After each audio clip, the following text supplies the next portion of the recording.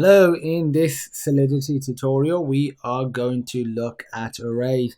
Arrays, you can think of a really super duper variable. They're not just exclusive to Solidity, they are in pretty much any programming language, and they allow you to store multiple values. One of the limitations is that it only allows you to store multiple values of a certain data type, but still very, very powerful. So it allows you to group information together instead of having, let's say, 100 variables for 100 different values.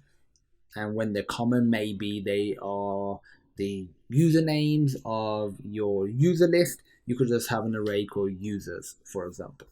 So we'll just keep it simple and have a unsigned int array, but you can have an array of any data type, whether it's in Solidity or in another programming language. So we'll do uint and a couple of different ways to create an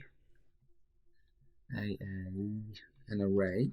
So actually, I mean like several different ones. You can do like a one-dimensional array, two-dimensional, three-dimensional array. Just allows you to store more data. So let's just stick with a one-dimensional array initially.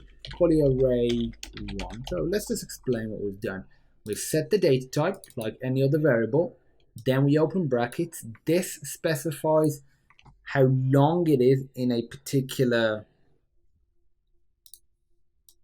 sort of axis. You can think of it like X, Y, Z, etc. That's one of the best ways to think of an array, and this is just the name. So we can access it. So if you do array one, to access the first element, you start at 0. Second element is element 1. Third element is index 2. Fourth and final element in this 4-length array is element 3. So if I do 2, for example, this is the third element, assign a value of 5. If I were to retrieve this, so array 1, 2, and create the contract, click get, because I haven't clicked the set button yet, it's returned 0. Click set, click get, and we get 5. So that's it really. So to set all of them, you do something like 0, 1, 2, and 3. That sets all of them. And now let's create a two-dimensional array. And with this, you just have two sets of brackets. So let's say if we do a 2 by 10 array, so 2 rows, 10 columns. And we have array, we call it array 2. Very, very creative with the naming. And array 2. And if we were to do 9, 1, so if we assign a value of 8 to it. So this is assigning a value of 8 to the last part in the array. What you might notice is we put 9 there, even though we set a length of 2. And the reason for that is it's inversed when you access it. So if I were to put 1, 9, it'll give me an error saying that it's out of bounds, because the 9 is referring to this length here, and the maximum value can only be 1.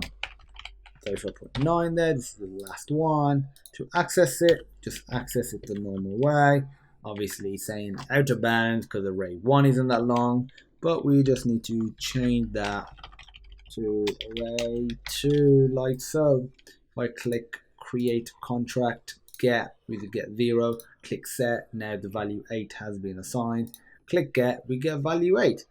And like I said, you can have multiple like levels in the array. We've got a two-dimensional array. You could have a 3-dimensional, 4-dimensional, 5-dimensional array. As an extra task, I recommend that you explore the different dimensions in arrays. You can just keep going. So just go to 3, 4. That will be enough. Also, as an extra task, this is a very powerful feature. Try and use a loop, like a for loop, and iterate over the entire array, like a 2-dimensional array. Figure out how to do that with using a for loop. Here's a little tip. You might need a nested loop as well within that loop, and just assign a value to it. Maybe you increment a particular number. And one last thing I'm going to show you is you can do something called length. So dot length will get you the length of the array. So if I were to click create, get, returns 4 because array 1 has a length of 4. So that's it for arrays in Solidity. If you have any questions, feel free to reach out. And as usual, thank you for watching, and I look forward to seeing you in my next tutorial.